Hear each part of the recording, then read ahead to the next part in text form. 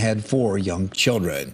According to the court records, Vio has been charged with domestic abuse at least 3 times since 2017, and one feather had filed protection orders against him. Today is National Missing and Murdered Indigenous Persons Awareness Day. Last year, the Deputy Attorney General of the United States, as well as the Secretary of the Interior, launched the Not Invisible Act Commission. The goal is to reduce violence against Native Americans.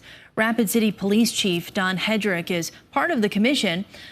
Later this year, the group will deliver recommendations for addressing the MMIP crisis. The South Dakota U.S. Attorney's Office says that today and every day is a time to recognize the disproportionate number of Native women who suffer violence in their communities. Years of work led to authorities in Minneapolis arresting and charging 45 alleged gang members. Some of the suspects face charges in connection with more than 20 shootings and 7 murders. Minneapolis Police Chief Brian O'Hara says that it was a collaboration of state, local, and federal law enforcement that led to the arrests. I am all about trying to have community-based solutions. I'm all about trying to intervene and prevent violence before it occurs. But at the same time, we have to face reality. And there is really just an unacceptable amount of gun violence in the city, and to the extent where some of it is organized by criminal street gangs. Chief O'Hara says that more charges are in the works and expects more people could be arrested. U.S. senators say fentanyl is now the leading cause of death for Americans under the age of 45, and they're working to cut off how it gets into their hands. A Senate committee debated how more funding to the southern border could stop the supply chain of the drug. KELOLAND News Washington, D.C. correspondent Jesse Turner reports. Senators and top officials at the U.S. Department of Homeland Security warn illegal fentanyl is everywhere. In our streets, in our schools, in our communities. And they say it's coming from the 2 largest cartels in Mexico. They have tentacles into every single city in this country. In this country. In this country. And that's how they sell their drugs, and that's how they kill our citizens. But Matthew Milholland with Homeland Security Investigations told Alabama Republican Senator Katie Britt the supply chain starts across the ocean. This fentanyl crisis begins and ends in China. Milholland says the drugs are made in Mexico with chemicals from China and pressed into pills using Chinese equipment.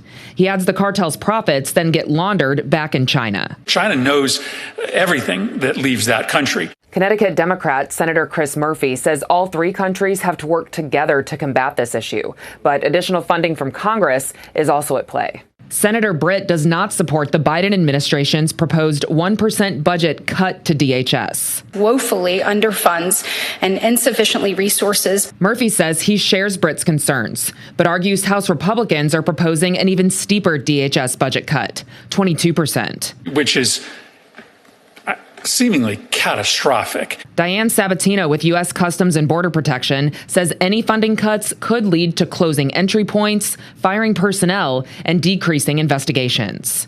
In Washington, I'm Jesse Tenor. Well, pretty nice day out there across KELOLAND, and it's Friday, so we feel good about that. We've got to be happy about that, Megan. We do. It's been a great afternoon. Unfortunately, that will change later this evening. We are watching some isolated showers start to pop up in southeastern KELOLAND. Right now, though, Sioux Falls sitting at 72 degrees with just a very light breeze. We can see those clouds starting to build in if we look at satellite. Like I said, southeastern KELOLAND starting to watch those clouds build in. Thicker cloud cover over western South Dakota has been there all day. If we take a look at KELOLAND Live Doppler, we can see those isolated showers by Mitchell and Madison stretching into Minnesota. There is some lightning associated with these showers. If we look in western South Dakota, isolated showers stretching towards the northern Black Hills. We could see a few of those pop up later this evening as well.